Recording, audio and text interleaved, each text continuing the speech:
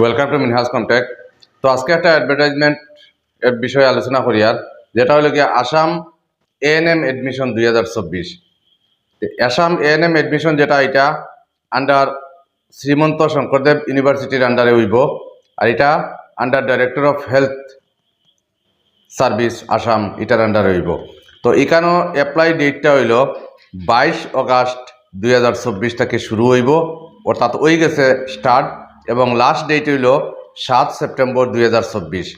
তো এখানেও download admit card date হইল 16 September 2024। Date of entrance exam যেটা হইব 22 সেপ্টেম্বর 2024।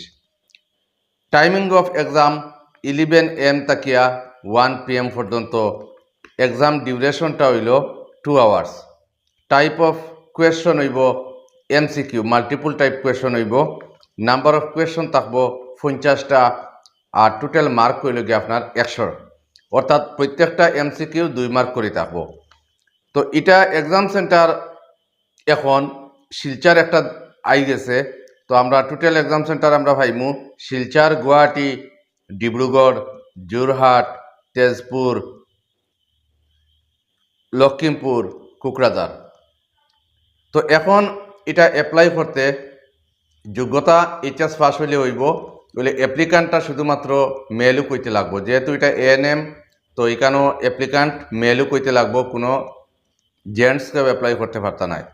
তো অ্যাপ্লিকেশন ফিজ যেটা অ্যাপ্লাইয়ের সঙ্গে দিতে লাগবো, এখানেও জেনারেল ক্যান্ডিডেট যারা আছেন তারা টোটাল ফিজ হইব 1500 টাকা।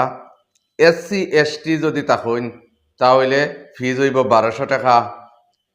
OBC MOBC এবং EWS ক্যাটাগরির যারা আছেন এরার ফিজ হইব গিয়া 1200 টাকা। আর যদি কোনো ক্যান্ডিডেট PWD থাকে তাহলে তার কোনো ফিজ দেওয়া লাগতো না, সম্পূর্ণ বিনামূল্যে।